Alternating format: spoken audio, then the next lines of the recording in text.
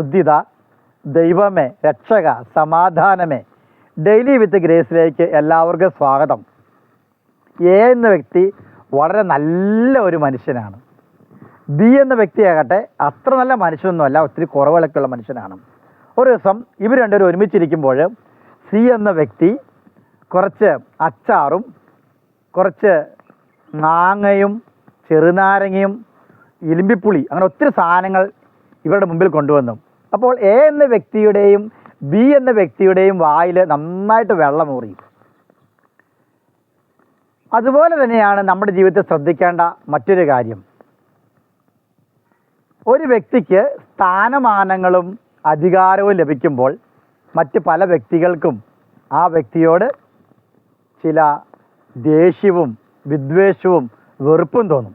കാരണം എനിക്ക് കിട്ടിയില്ലല്ലോ, ആ വ്യക്തിയെക്കാളും ഒത്തിരി കഴിവും അറിവും ജ്ഞാനവും യോഗ്യതയും പക്വതയല്ലേ എനിക്കുണ്ടായല്ലോ, എനിക്കുണ്ടായിട്ട് എന്തുകൊണ്ട് എനിക്ക് കിട്ടാതെ ആ വ്യക്തി കിട്ടിയതെന്ന് ചിന്തിച്ചുകൊണ്ടാണ് അസൂയയും വിദ്വേഷവും സ്വാർത്ഥതയും വ്യക്തികളിൽ ഉണ്ടാകുന്നത്.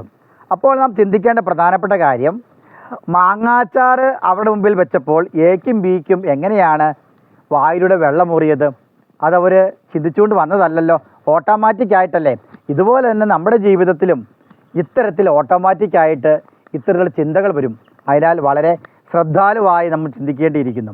അതുപോലെ തന്നെ മറ്റൊരു കാര്യം, ഒരു വ്യക്തിക്ക് ഒത്തിരി നല്ല സ്ഥാനമാനങ്ങൾ കിട്ടുമ്പോൾ ആ വ്യക്തി ചിന്തിക്കും, ഓ എനിക്ക് നല്ലൊരു ഭാഗ്യം, ഇത്രയും നല്ല അനുഗ്രഹങ്ങളൊക്കെ കിട്ടിയല്ലോ, എല്ലാവരെയും സ്നേഹിക്കാനും മറ്റുള്ളവരെ പരിഗണിക്കാനും മറ്റുള്ളവരെ അടുത്ത് ഇറങ്ങിച്ചെല്ലുവാനും ഒരിക്കലില്ലാത്ത പോലെ സന്തോഷവതിയായി തീരുവാനും കാരണമായി തീരുന്നു.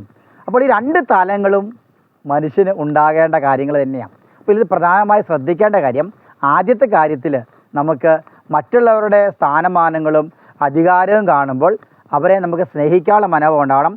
ഉടനെ തന്നെ ഏത് കാര്യത്തിലും ഈ വിദ്വേഷവും വെറുപ്പും അസൂയയും വരുമ്പോൾ ഉടനെ നമ്മൾ ചിന്തിക്കണം, ഈ അച്ചാർ കണ്ടപ്പോൾ അല്ലെ മാങ്ങ കണ്ടപ്പോൾ വെള്ളം ഊറിയതുപോലെ എൻ്റെ ജീവിതത്തിലും അത് ഓട്ടോമാറ്റിക്കായിട്ട് വരുന്നതാണ്.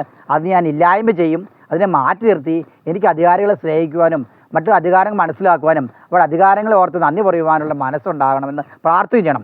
അതുപോലെ മറ്റൊരു കാര്യം, എനിക്ക് അനുഗ്രഹമായിട്ട് പല അധികാരങ്ങൾ കിട്ടുമ്പോൾ എനിക്ക് സന്തോഷമുണ്ടാകുന്നത് പോലെ മറ്റുള്ളവർക്കും അധികാരങ്ങളുണ്ടാകുവാനും അവർക്ക് നമ്മളെപ്പോലെ സന്തോഷവാനുമായുള്ളൊരു മനോഭാവം നമുക്കും ഉണ്ടായിരിക്കണം.